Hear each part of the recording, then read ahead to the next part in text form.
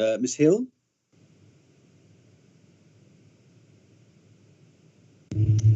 Good morning, Chairman. Yep, we're all good to go. Can I just check that Councillor Healy can hear us? It seems to suggest she's on hold. Councillor Healy, are you with us?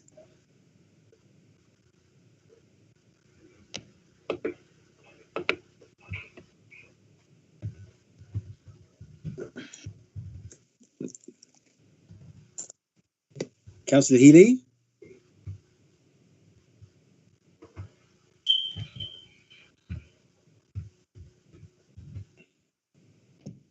I'm just asking Councillor Healy to join. One moment, please. Okay, thank you.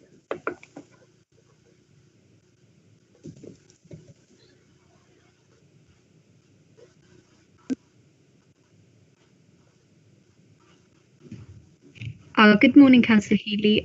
You're in the main meeting now, so we're just making sure everyone's ready before we begin. Can you hear us all fine? Yes, I can. Thank you. I can hear you. Councillor Spalding? Yes, Chairman, I'm here and my microphone is on. Yes, thank you, Chairman. Right. Ms. Hill, you think, or Ms. Wright, do you think we're ready to go? Yes, I think we are now, Chairman. Thank you. Thank you very much. Fine. Good morning, everybody. Again, welcome to an online meeting of RBKC's Licensing Subcommittee, and thank you all for attending. I'm Councillor Dory Schmetterling, and I'll be chairing this meeting. It is being held via Microsoft Teams, and it is also being streamed live. The committee for this hearing comprises Councillor Malcolm Spalding, Councillor Pat Healy, and me. Councillors, please introduce yourselves. By the way, somebody's got two devices on for audio because I can hear feedback. So try and turn one down. Anyway, Councillor Healy, please put your camera on and to introduce yourself. Thank you, Chair. I'm Councillor Pat Healy. I represent Dalgarno Ward, which is in the north of the borough. Thank you, Councillor Spalding. Thank you, Chairman. I'm Councillor Malcolm Spalding and I represent Earls Court Ward. And by the way, I represent Pembridge Ward. We are joined remotely by Fiona Johnson from the Council's licensing team. Ms. Johnson, just say hello. Good morning, everyone. Any chance of a picture? No? Camera turned on? No? Okay. The camera's turned off, Chairman. I do apologise. I'm working remotely today, so I'm just scared if I do put the video on, I might lose you altogether. So if it's okay with you, I think I'll probably stick to audio. Okay, fine. Okay. Our legal officer today is Lindsay Mazurier. Present, Chair. Yeah. Present. Thank you very much. Can we see you somewhere? I think for the same reasons as Fiona, I'll probably stay on audio if you don't mind, please. Okay, fine. And also with us is our committee officer, Ms. Leonie Hill. She will be monitoring all our connections and help with any technical issues we may have. Ms. Hill, would you like to put your camera on at least for a moment? Although we can see your picture, which is nice. Yes, you can see my picture just fine. Yes, I'm present, Chairman. Are you okay?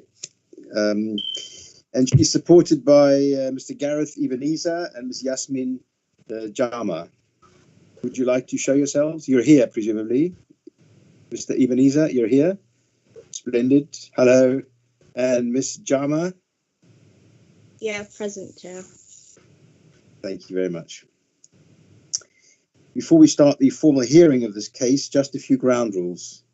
Please keep your microphones on mute until you're invited to speak. And please make sure that all your mobile phones are on silent, which also means I've got to turn my own one onto silent. Right.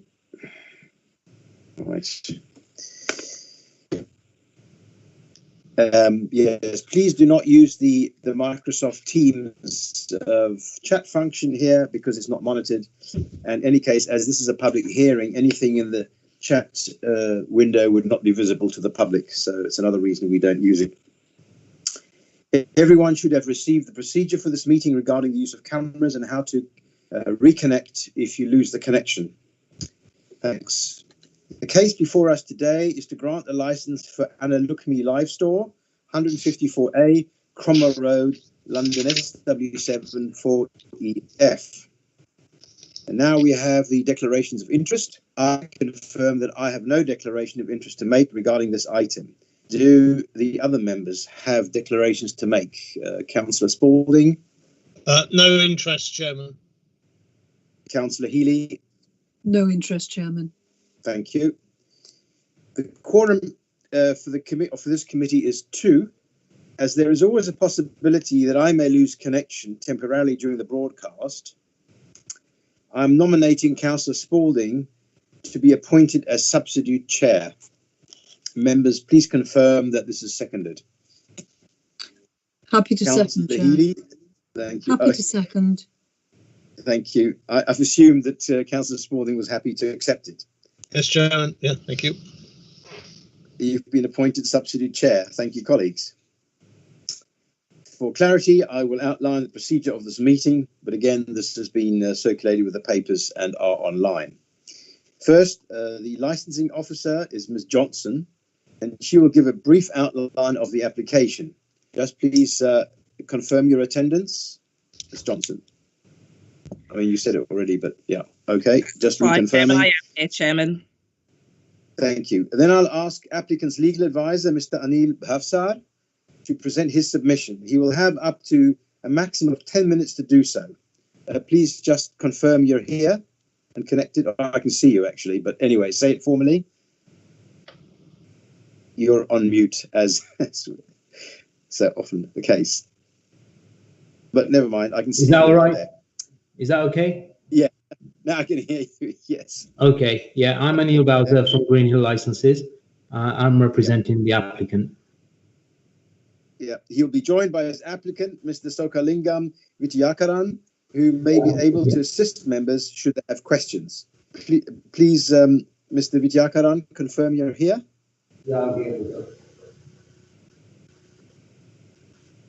Okay. That's very distant. I can hardly hear you. No, say something. No, Mr. Vityakaran.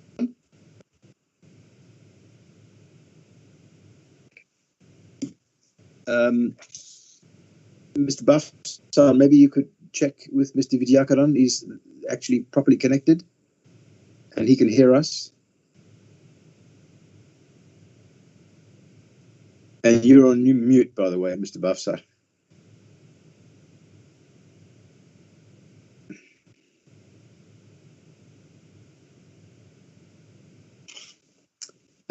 Sorry, I'm going to try one more time. Mr. Vityakaran, could you please say something? Confirm you're connected. You're on mute, by the way. You're shown as mute. As muted.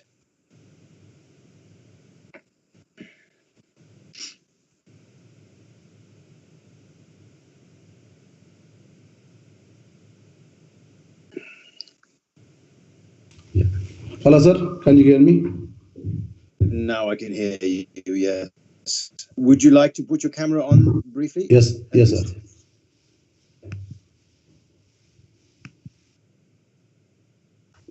One second, sir. Sure.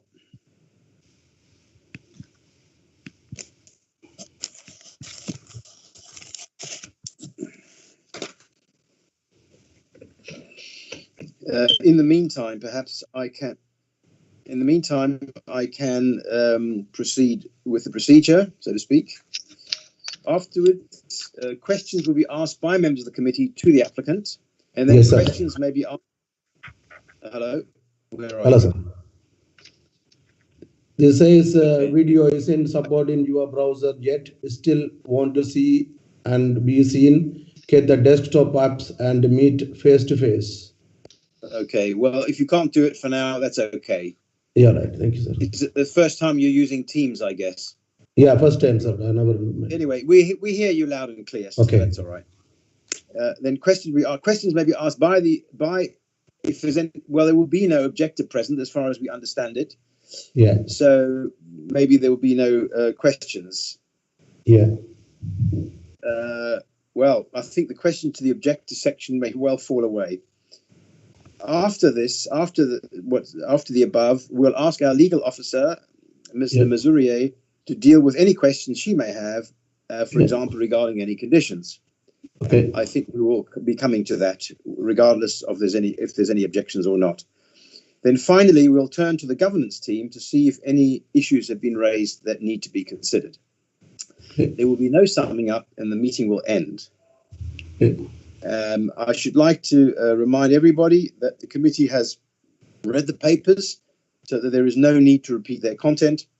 But please do draw our attention to certain points and pages, and Ms. Hill will move the document on the screen for us. Okay, we can now get going. You can turn your cameras off if you wish, unless you're speaking, but even then you don't have to turn it on if you have any worries about connections and so on, as have been expressed. Microphones off unless you are speaking. Ms. Johnson, could you please outline the case for us?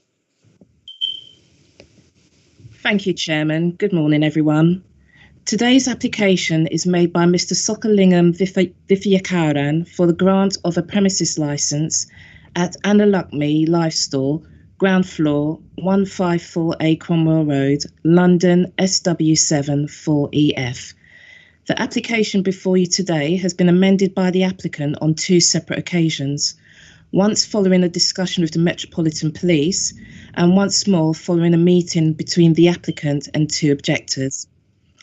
A comprehensive list of the changes agreed can be found on pages 1 and 2 of today's papers.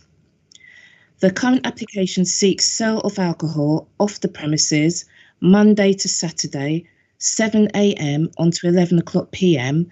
and Sunday, 7 a.m. until 10 p.m, with the hours the premises are open to the public being the same. The applicant proposed several additional steps to promote the licensing objectives as part of his initial application. Full details of these proposed steps can be found on page 2 of your bundle.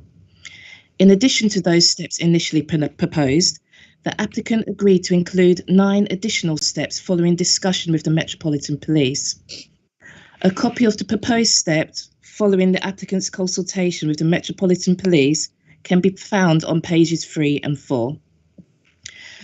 This licensing authority received 5 representations opposing the application, 3 of which were subsequently withdrawn following the most recent amendments. One of the representations was withdrawn this morning, and as such, we would ask that the representation at page 42 is disregarded. A summary of the remaining representation can be found on pages 4 and 5, with full copies attached at Appendix C on pages 43 to 44 of the main bundle. I can confirm that this application did not attract a formal representation from any of the responsible authorities.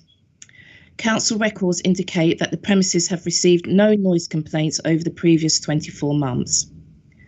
Council records also indicate that no temporary event notices were submitted within the same period. Unfortunately, there has been a technical glitch with the page numbering. However, if attendees could refer to the original page numbering as provided in the committee bundle, then the subsequent page will be shown on screen. Please accept our apologies for any inconvenience caused by this error, and that concludes the summary of this application. Thank you. Thank you, Ms. Johnson. And now for the applicant, Mr. Bhavsar. Thank you.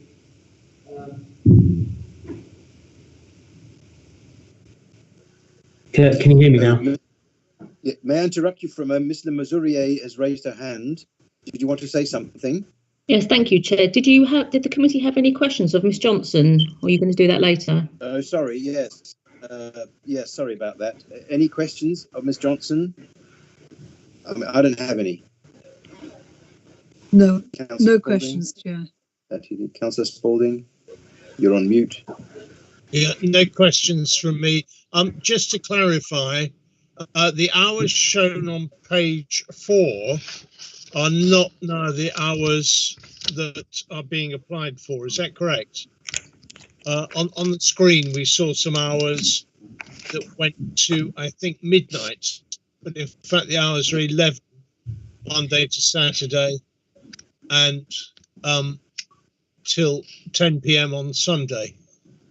That is indeed correct. The hours have been amended, so it should now be Monday to Saturday, 7 a.m. until 11 o'clock p.m. and Sunday, 7 a.m. until 10 p.m. Okay, thank you. Just to clarify, thank you, Chairman. Yeah, and Mr Bafsar could always reconfirm that. Right, you're on. Sorry about that. Sorry about the interruption. It's my fault. Thank you. Can you hear me now? Yes. Yeah. Okay. Thank you, Chair. I'm representing Mr. Sokolingam. For the argument's sake, if we can just say the name Karen, because he's actually known by Karen, as a short name. So he's an applicant that's had over 15 years experience in the retail convenience store trade, and he recently acquired this property. And because of his experience, the landlord actually was the same as the previous landlord he's had, and he said that take this opportunity I'm offering, so he did. So although he's not from this area, this part of London, he's familiar with running the shop in an effective way, where he does not tolerate any kind of adverse effects that it may cause towards his shop or his neighbors or the immediate community. So he's making sure that he does that as the applicant and premises license holder and prospective DPS as well. So really, it's taking into account what the people want in the area. So he did not realize that the police had a concern at the time of the application, but nevertheless, we spoke and communicated, and we were happy to amend the details. Furthermore, we amended them further for the second time, as the officer mentioned earlier, to the revised times, 7 a.m. to 11 p.m., Monday to Saturday, and 7 till 10 p.m. on the Sunday. So he was quite happy to do that in that sense, following the meeting with the neighbours, which we were quite happy to meet. Unfortunately, we did not meet all of the neighbours, and I don't think they've read the amended application, what we're asking for. We feel that we've done quite a lot with the application in the sense where we've added certain conditions, which you will have read, as the officer mentioned earlier. And that's what this is really about. He's actually going to be a responsible retailer in making sure that all of the 4 licensing objectives are not undermined. And he's never done that. It's not in his interest, and it's not in anyone's interest. So that's at the moment, that's all I have here. But please feel free to ask me anything if there's any questions at this time. Thank you very much, Mr. Bafsar. Any questions from members? Chairman, I've got 2 questions, if I may. Sure. The first question is looking at page 7. The applicant has ticked box A. Can I just ask what is the legal status of the business? Is Mr. Rakan Mr. Karan is a sole trader, or is he a company? He's a sole trader. Okay, thank you. That's the first question. So he'll be the designated person. It's his business. Secondly, this is about local knowledge. Just to test out, either you or specifically Mr. Karan, what would you say is likely to be the main source of any problems like antisocial behaviour or problems with the licence? Could you tell me what or who is likely to be the main source of any problems locally? Well, if there are any problems that are going to be encountered, it's what we believe is it possibly passing people, passing trade that are walking by. We don't anticipate any additional antisocial behavior occurring other than that may be existing in the current status, what we have. So we don't feel, because this is actually a convenience store that is grocery based, and less than 10% of the space is allocated to alcohol. This is an additional service. The shop will be selling mainly convenience store goods, groceries, lottery, and PayPoint, so people can pay their bills, for example. So they're all registered and ready to go in. But if you look at the plan, in fact, it's been amended. It's actually slightly less than 10% now for alcohol space. So we don't anticipate, in fact, major antisocial behavior occurring, because if you look at some of the other points noted with the agreed again with the police, there's no high percentage of alcohol being sold, meaning the super strength lagers where antisocial behavior occurs. White Lightning cider, for example, is 7.5%. This is the sort of cider where it's actually cheaper to buy, but high alcohol strength. So they're the kind of drinks that people drink sometimes and then cause problems. So we're not actually selling those products. So we would alleviate that problem, we feel. If I could just tease this a bit further, Chairman. I think, a responsible operator here would be aware that there is a major source of ASB right on your doorstep. This is good local knowledge. Are you aware of the car park at Sainsbury's being used by people who have got a history of antisocial behaviour and drunkenness?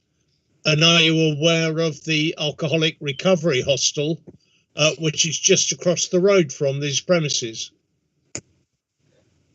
Unfortunately, we weren't aware of it at the time of the application, but having spoken with PC Davis, that was brought to our attention. Good. So obviously that is something that we've taken on board now, which is why we'll be putting up, if you look at one of the other amendments that were made, one of the conditions is that we hold a meeting twice a year, every 6 months, that is, and we put a notice up saying, would the residents have any concerns, any queries, any problems, then please, we've got a meeting, please contact me. Our phone number is actually on the actual notice. So again, it's to get on with the community within the building and the local area, local vicinity. So they are welcome and freely available to discuss any problems going forward. But I surely don't think that this will cause any added problems. I understand where you're coming from, but we weren't at the time aware of the car park being used in this way. We weren't aware, we were not aware of it, but it was brought to our attention. So this is something that will be taken on board, and obviously drunkenness is not tolerated. So those kinds of people will not be entertained, and they won't be served anyway, but under the law. But good. Okay, I think that's a good answer, Chairman. I'm very happy with that. Just to help the applicant here, my worry is if some of these people are banned from entering Sainsbury's shop to buy alcohol, they may turn to your shop. And just so you're pretty aware of it, which you obviously are, it is very reassuring for us that you are aware of this local problem. So it's a good answer. Thank you. Thank you, Chairman. Yep, thank you. Councillor Healy, do you have any questions? Yes, thank you, Chair. I'd like to ask a couple of questions about numbers. Could you tell us, please, how many people would be able to be in the shop at one time, and how many staff you envisage having there? Sure. They will, namely the staff, there'll be always two members of the staff in the shop while it's open. Okay, so that's that side. With regards to the number of people allowed in the shop or can stay in the shop at one time, that would be, it's actually quite, if you look at the square meterage on there, on the plan even, it's I'm looking at the plan. Meters. And what tends to be the case there is usually in convenience stores as such, people wait outside. There'll be a central gondola. It's like an aisle in the middle, but then they walk around. So in this case, social distance is taking place at the moment anyway.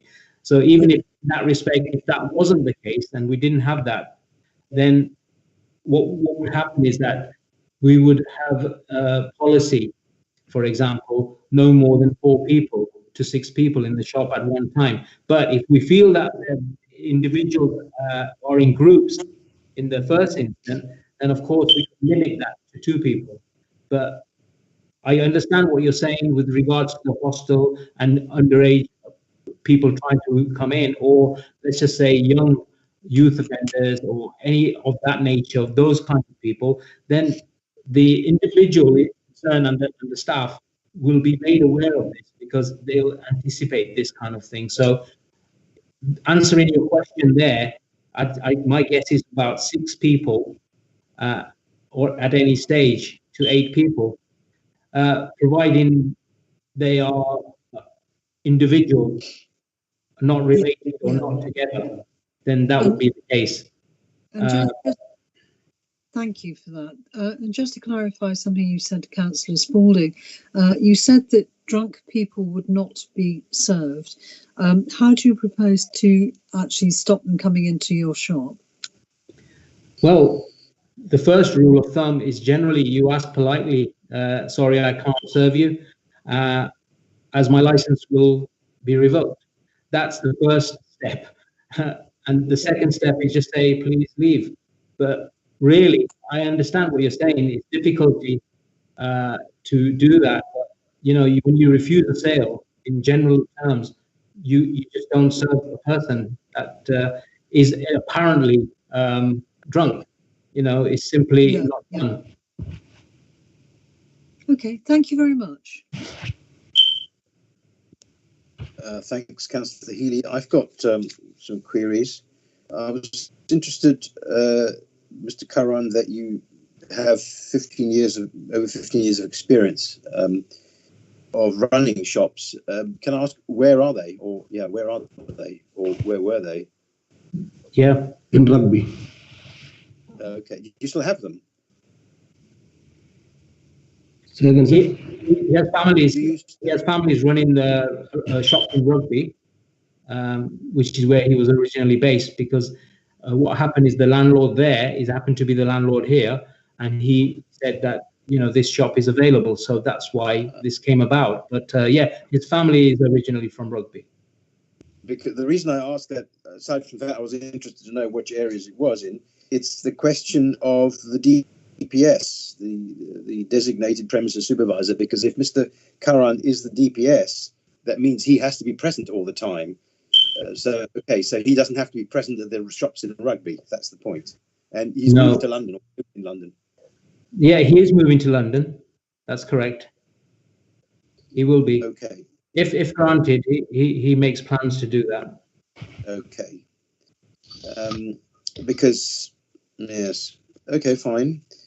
Just on the question of strength of drinks, presumably you'll be selling spirits too.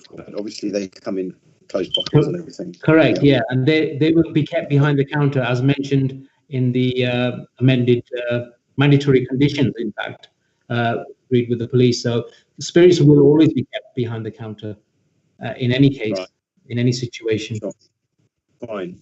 Just, I think my final question is really just to confirm that your shop opening hours are the same as the licensed hours, or is that not correct? It doesn't matter from a licensing point of view, but I was just curious. Are you going to keep the shop open till midnight, for example? Or No, maybe they wouldn't. I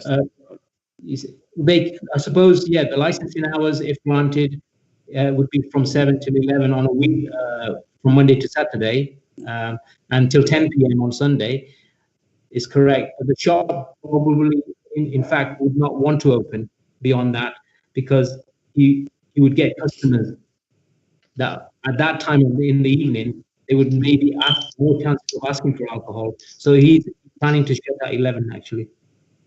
Right. The interesting thing is, in one of the objections that I saw, it was a reference that looked as though you were already selling alcohol there, but obviously the shop's already open, presumably.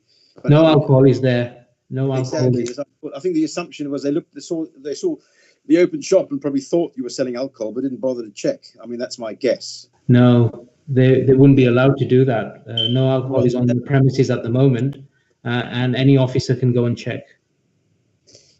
Right. Well, thanks very much. No more questions, presumably, Councillor Spalding. Can I ask just a brief one, Chairman? Yes. On page 41, looking at the plan that the applicant has supplied on page 41, you've designated a red shaded area to be the licensable area. Can I ask two questions about this plan? Are you intending to make any displays of alcohol in the front window? Because actually that's something we would tend to discourage or condition, that you keep all the alcohol behind the counter. And given that, the second question is, what do we do about the bit of the red area extends beyond the counter? How would your staff, or how would Mr. Curran, how would he actually control that bit of shelving, which is in front of the counter? There's a reason why that's near. There's a reason why all the alcohol is near the counter, and that is because of the security factor. So you'll notice behind the counter, it's all spirit. If it'll be wine and spirits, actually. And do you see the part where the counter's there, but then the other section behind the counter, the narrowness space that you have there before the storeroom, that is actually where wine and beer is kept. But in the first part, what you just mentioned there beyond the counter, that's where just the beer will be. So there won't be any wines or spirits there. It'll be just beer. And remember, it's under 6.5% and under. It's not the high strength kind of alcohol, which actually indicate more tendency of people that are dependent on alcohol. They tend to go for the higher strength alcohol.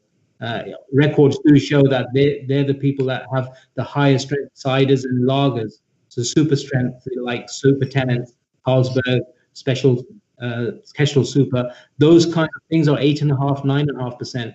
And of course, we're not proposing to sell anything like that, even though Sainsbury's may be doing that. So that's something we're not. Could you answer the bit about the window display? Yes, there's not going to be alcohol displayed in the window. Good. Because there's actually shelving there. It's not probably drawn in there, but because it's mainly a grocery newsagent type of shop, there'll be a lot of terminal, the counter, but there'll be a pod at the front, so there's no room for that sort of thing. There'll be a fridge freezer for maybe ice cream in that section, but definitely not any alcohol.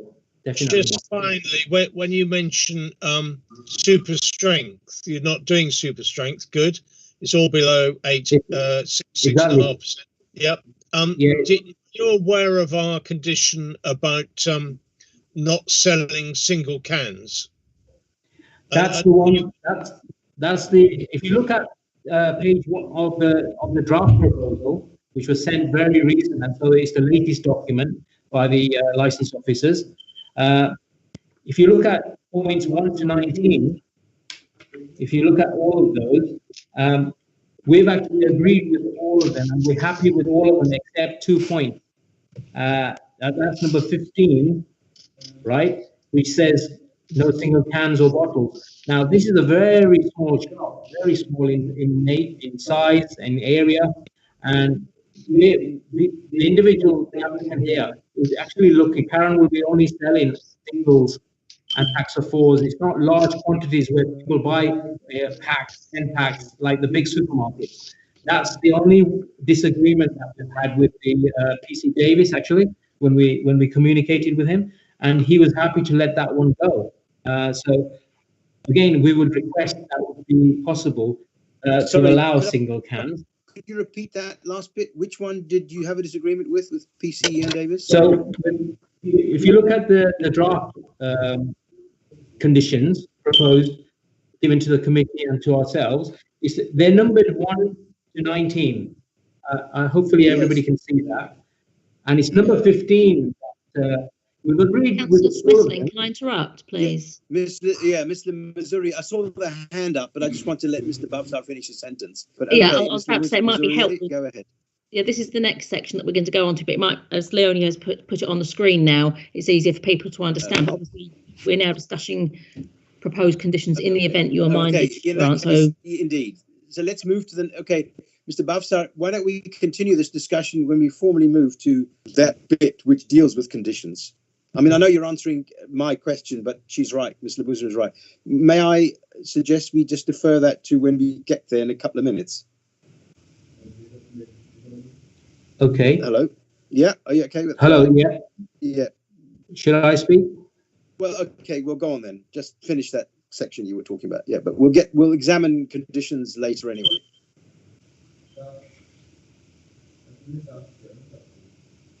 Sorry, we've got the adjournment notice up. Are we adjourning? No, sorry, Councillor. Sorry, Councillor. This is Laura McGann. I'm just trying to get control back and I can put the page back up. Apologies for that. Okay, sorry. Okay. Sorry, Mr. Yeah. Okay, go on then. Finish that section. Yeah. Okay.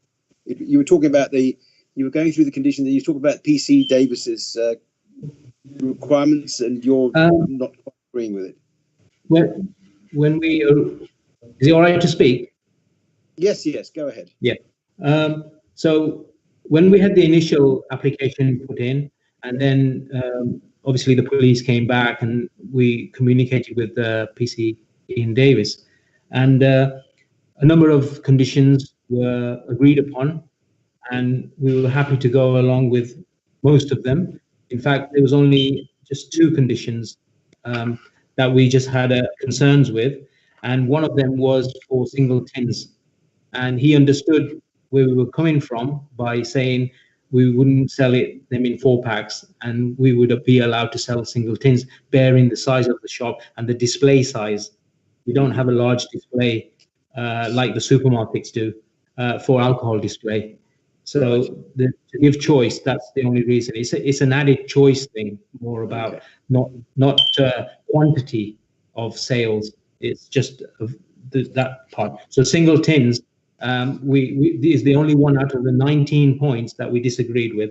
Now, that's all I had to say. With regards to number 16, I don't know if you can see that, but all the alcohol or part should be in display units. Now, the majority of the alcohol, I was just going to point that out to you, is actually behind the counter. There is about 2 meters where the beer will go, where you see that section on the map, on the plan, sorry. That's where we can keep control of it because the counter's near. But cameras are on, they're all recording, and posters are up saying CCTV is watching you. So things like that are already going to be in place. So people are aware where things like that are. So that's the only concern that we had. Just the one point which we felt that we wanted to sell single cans, be allowed to do that. Thank you very much. I think we'll come back to this, the matter of conditions when we finish the section. Councillor Spalding, any follow-up? No, that was fine. Thank you, Chairman. Right. Well, stage. Excuse me. At this stage, we normally go of the 5 objectors. We know 4 have withdrawn their objections, and the scheduled speaker was one of those, so she's not here. Maybe watching, of course, but anyway, not here. That left one objection. The objector did not withdraw the objection, it seems, but if you examine the objection, it relates to the original timings. I think mostly the concern is with original timings as presented in the notification, which is from 6 a.m. to 2 a.m. And that's not happening. That's off the table. So therefore, it seems to me that the main reason he objected has been dealt with. As regards the other ones on public nuisance and homeless, I think you're aware of this. There's obviously an issue now, as Councillor Spalding pointed out, but it also seems to be, he said, yes, Mr. Bassam, I think that's the name, Mr. Bassam actually is referring to the same alley and car park behind the premises, north of the premises, and you're aware of it, so you'll be doing your bit. You can't help it if they're sitting outside your store on the pavement or behind. That's not, you can't help that. But as long as you make sure you don't sell to them, which you intend not to, that's, I think, fine by me. So if there's anyone else who wants to comment on the objections, Councillor Spalding, Councillor Healy, on the objection that was raised by Mr. Bassam.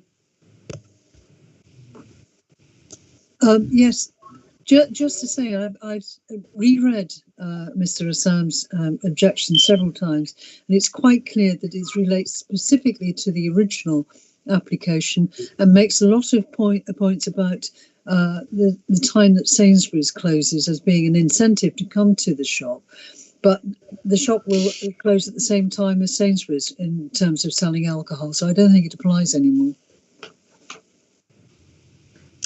Indeed. Actually, if you just interrupt, Sainsbury's times are actually till midnight on their board outside, as you just mentioned. Okay. Let's have a look. That's interesting. Thank you. Let's have a look at the list we've got here. Sorry, I'm just looking. We've got a list of all the nearby premises. Why can't I see? I saw Sainsbury's on there earlier today, yesterday.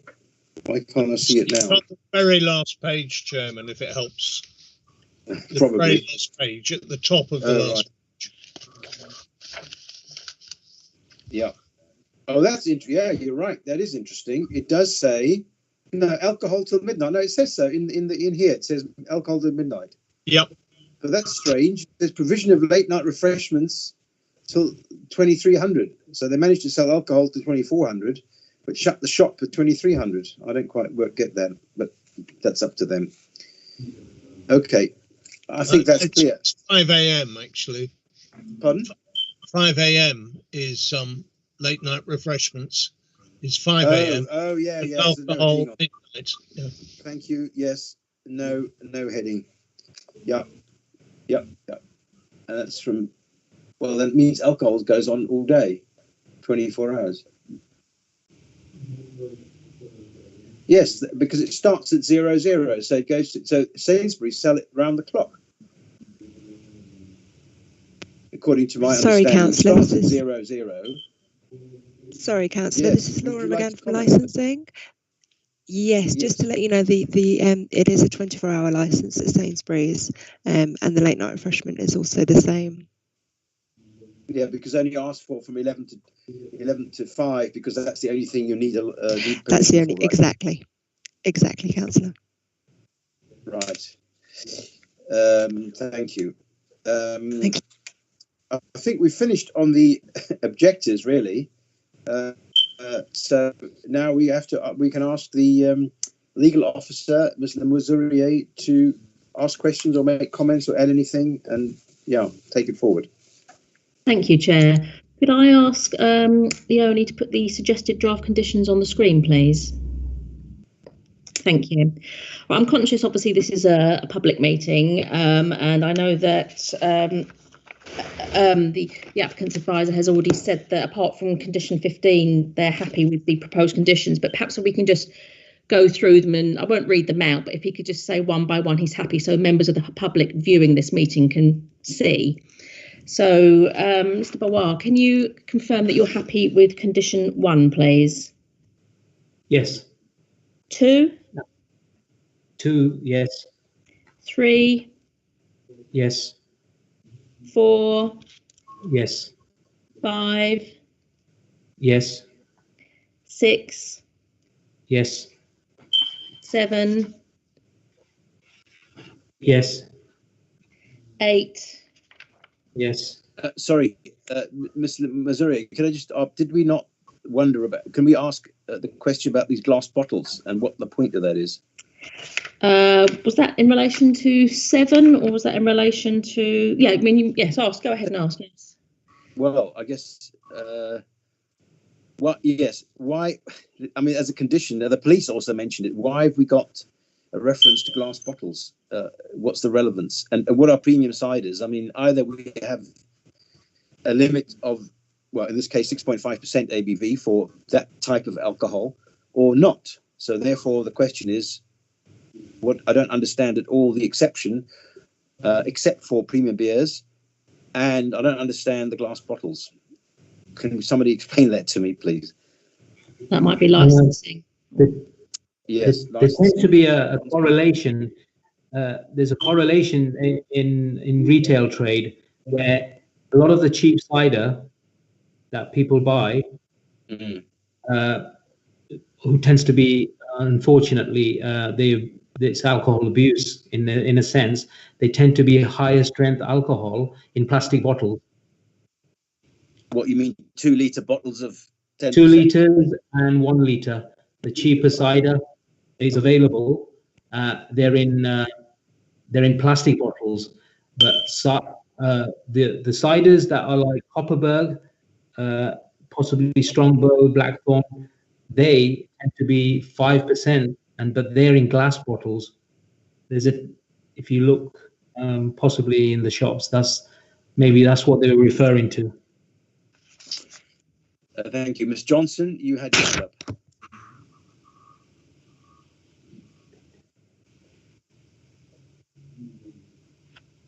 Fiona Johnson. Sorry, can you hear me now, Chair? Yep. Yeah, just to confirm that is indeed correct what's just been said. The plastic containers tend to contain the more stronger, cheaper ciders, whereas the more expensive ones tend to be in glass bottles. So it's just to confirm what's just been said. Thank you, but I still don't understand what it is. If I can see rough sleepers walking out of a store with bottles of vodka in their hands, or a bottle of vodka in his or her hands, in his hand in this case, what's to stop them spending a bit less, but buying a super strength, or above 6.5% item in a glass bottle? That's what I'm puzzled about. I mean, should we just? I think if we leave it there, they don't tend to go for that, sir. So yeah, it's just going by what's been purchased before, what we've noticed, whilst out on inspections or monitoring. It does tend to be the big 2 litre. I think it's basically more volume. I understand that. Yeah. I understand that, but there's nothing. You can see why I'm querying it, because I don't understand. I understand there's a distinction in what you can buy, but that's just custom and practice for the moment. That's what the situation is in the UK with the way the industry sells its weaker alcoholic drinks. But there's nothing to stop anyone to buy on that condition. There's nothing to stop anyone buying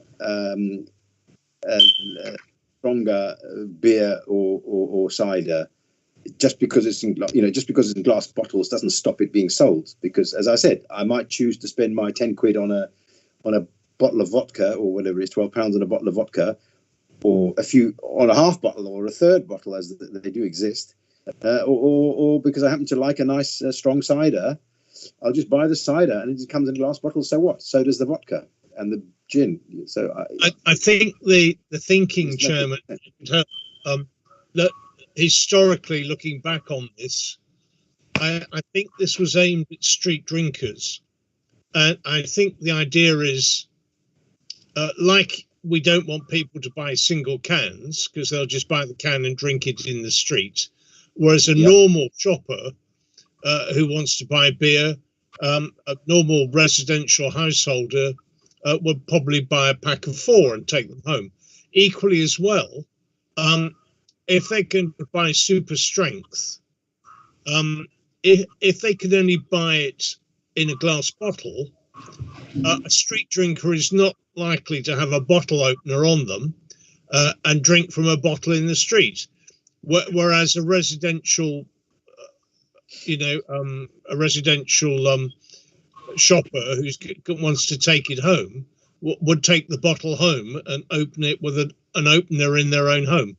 So it was sort of deterrent from street drinking, that they wouldn't buy the glass bottles because they wouldn't have a bottle opener to consume the alcohol in the street.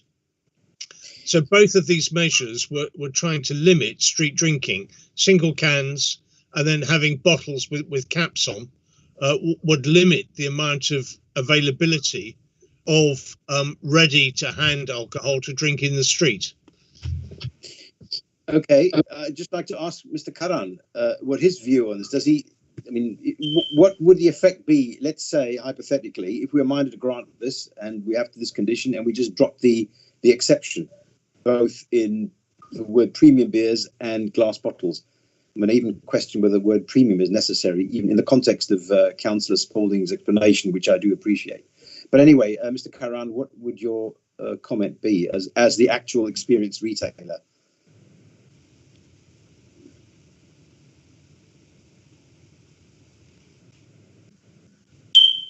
Mr. Karan? Oh, hello, sir. Sorry. Would you like me to repeat the question? Yes, please. Yeah. If you're looking at condition 7, this draft proposed condition 7, we're having a discussion about the exception, right? It says except for premium, and the word premium in there is interesting, and the glass bottles. Yeah. And you heard Mr. Spalding's explanation, which obviously makes sense. But if we, from your experience, do you agree with that? Do you find that so, or what would the effect be if we drop the exception? What effect would that have on your sales as an experienced retailer? I don't think it would make much difference. Looking at the kind of variety there is out there. Right. So okay, thank you. If you choose to do that, then that would be okay. It's, I mean, in your it's personal shops, do you choice. sell high strength? I mean, in your other shops, or your family stores, do you sell? We normally sell there is the more than 6.5%. There is allowed. Okay. By council. I see. Okay. Yeah. Right. So. But there is no problem with there is good. Some of them. Okay, because I mean the word premium in here is also seems to be surplus, but anyway, we can discuss that afterwards. Mr. Bouzouria, would you like to continue? Premium in this sense isn't the alcohol content, ABV, what we call alcohol by volume. It's actually premium as in the price. So you can get expensive foreign beer. Yeah, you can get foreign beer in 500 ml bottles, but they are pricier. And the thing about this is that people that get drunk or they abuse alcohol, they don't go for this kind of alcohol. They want to go for the cheaper one because they want more quantity. Sure. And so that's where that comes from. It stems from there, where alcoholism comes from, because they're buying more alcohol that is got more higher percentage volume, the ABV essentially. Understood. That's where so it comes from. So premium beers in this case, this is more on quality, and that's why they're in glass bottles. They wouldn't be in plastic. Right. It strikes to me that the word premium can be replaced by higher priced or high priced, because I mean, I have to tell you, I'll never forget. I know it's a long time ago, but I won't ever forget Stella Artois, which was rock bottom basic beer in Belgium, sold for very low prices. I mean, there were others too, but Stella Artois was the big one. They arrive in England and say reassuringly expensive, and it was the same beer just sold at a massive price. You know, so I wouldn't call Stella premium, even though it considers itself to be premium here. So maybe the word high price rather than premium, do you think, makes clearer as to what's meant? You could reword that if you want. Okay, we'll discuss it internally, but I'm just thinking from your retailer point of view, what it all means. Okay, thank you. You've clarified it too, and you know it's in line with what Councillor Spalding was saying. Sorry, Ms. Le Mosurier, let's go on. Oh, Ms. Johnson, sorry, Ms. Johnson. Thank you, Chairman. I just wanted to clarify, premium beer is in relation to alcohol content. It might have been said and I might have missed it, so apologies if I have. So premium beer lager is above 4.5% ABV and premium ale is above 4.2% ABV, if that helps the discussion. Thank you. By whose definition? That's coming direct from...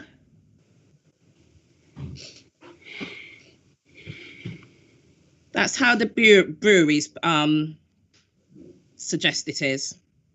Really? Yeah. Most of the beers that I see on the shelves tend to be 5, although there's quite a few at 4 now. And in between 4 and 5 is the pretty standard.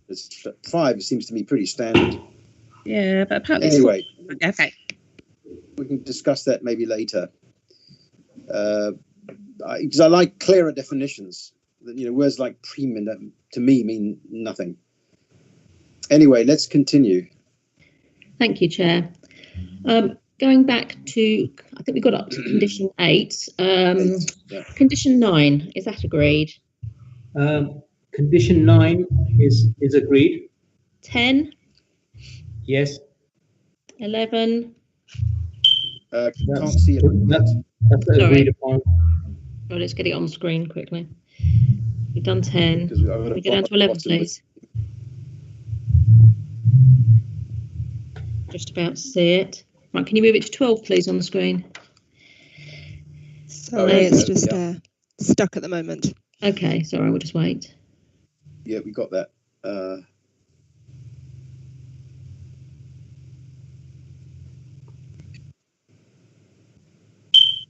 Thank you. Still can't. It's back to first line of 10.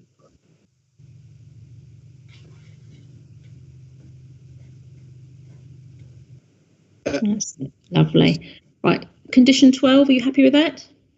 Yes. Sorry, I didn't see 11. Okay, never mind. If they're happy, it's fine. Yeah, go on. Did you want to go back to 11? I just wanted to have a quick look on as I see it on the screen. That's all. Okay, that's 11. Yes, okay, that's fine. Yep, yep. Thank you. 12, you said you're happy with. Condition 13, are you happy with that? Right, conditions 14. Yes, up to 14 is fine. All of them. Thank you. So conditions 14, so conditions 1 to 13 were just rehashed conditions of your proposals and the police's proposals, rehashed by myself. Conditions 14 to 19 are just additional conditions which I have suggested if the committee are minded to grant. So if we could go through them, please. Okay. Are you happy with condition 14? Yes. Right, condition 15, you mentioned you would prefer not to have, and the police had agreed, so that's obviously up to the committee. We've spoken about that before. Yes. In terms of condition, in terms of condition 6, it's a difficult one to actually clarify here. So because the majority of the alcohol, like I said previously, is actually behind the counter, essentially. If you look at the diagram now.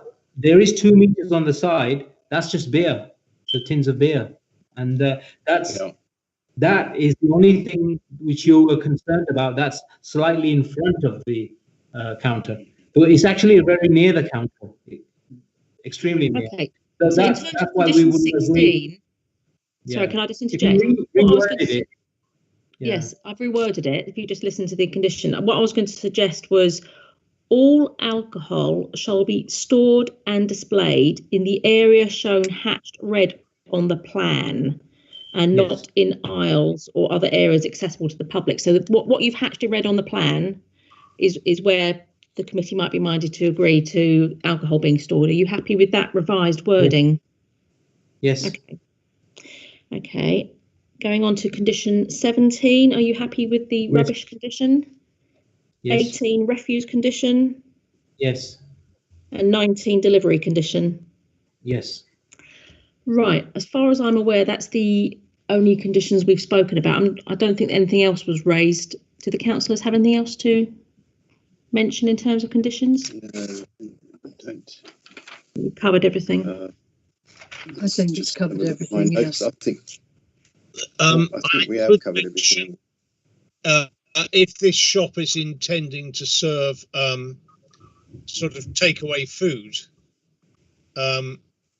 especially any oily, greasy food, we do sometimes ask for a condition that they will keep the pavements clean and washed down once a day.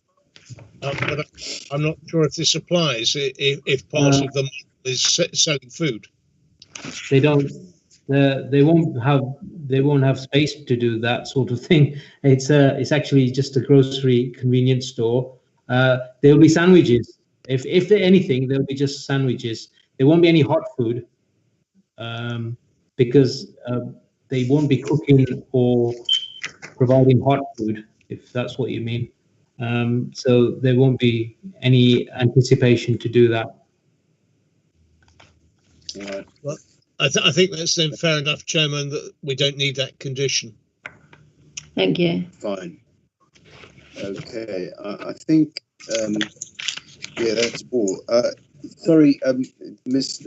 Missouri, I was looking through some of these amended draft conditions. The one about the meeting, occasional meeting with residents. It says, is there a minute taking requirement in there? Yes, there is. It's condition 5. If right, it's the one that you've amended them in red. The one I'm looking at where it says sort of amended in red, which I now see. Just look at the one on the screen. Yeah, number 5. Yes, it's the last sentence of that. Yes. Okay, that's fine. Yeah, great. Thank you very much. Okay. The refusals book is there.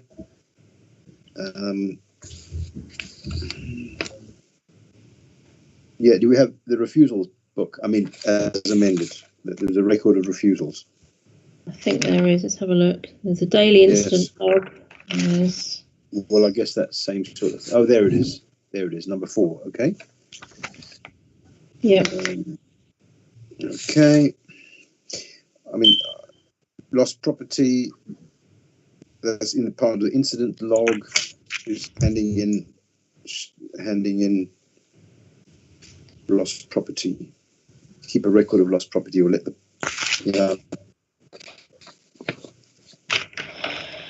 Is that in there? Keep a record of the any lost property, part of the incident log. Yeah, further down.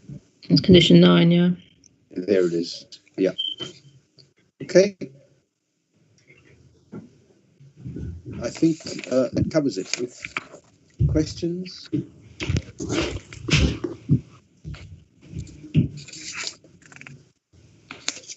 Anybody else? Councillor Spalding, any questions? No further questions, Chairman. Points? Thank you. Points? Councillor Healy? No further questions. Thank you, Chair. Licensing officers, anything to add? Nothing, Chair. Well, in that case, I think we've reached the end of this meeting. The committee now has all the information needed and will retire to make our decision in private session. As mentioned, we will not announce the decision today. Instead, the hearing on this application will be closed and the live broadcast will end. A summary of the decision will be sent to the parties within 5 working days of today's hearing, and a full decision will follow as soon as possible thereafter. And thank you all for attending, and the hearing is now closed. Thank you. Hi. Do I have a closing statement generally? No. Well, I Not suppose, necessarily. if you've got anything, well, let's allow the applicant or the applicant's agent to say something. I think it's fair enough. Before I've closed it, unless they've turned off the It's just a stream. summary. Please say something. Really. Yeah, do say something. Okay. Okay, I'll just read this out. It's just a statement, really, with regards to what we spoke about today. The applicant has over 15 years of running convenience stores. He has created employment and invested substantially in this opportunity. He has taken account of all parties' concerns, having this information taken into considering all perspectives. Referring to the draft conditions mentioned, all points 1 to 19 have been agreed, apart from point 15, which we feel this is unreasonable.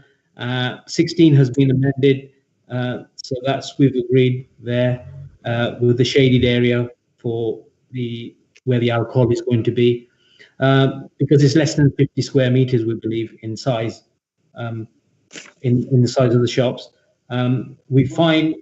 When finding out how the police felt, and we amended the application, and again we met the 3 neighbours. Again, we amended the application due to raised concerns.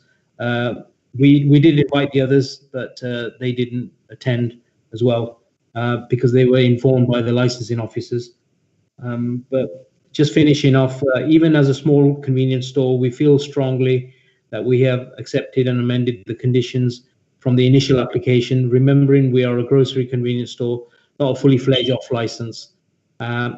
Only 10% or less space allocated to alcohol. We have reduced the license hours and agreed with the majority of the conditions put forward.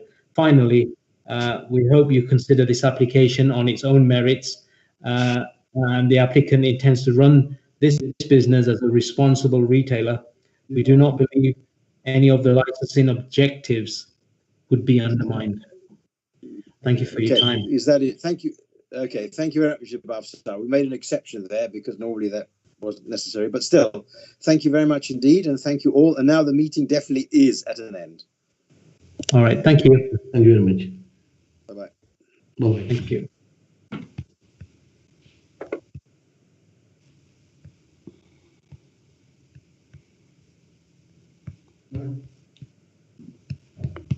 Yeah.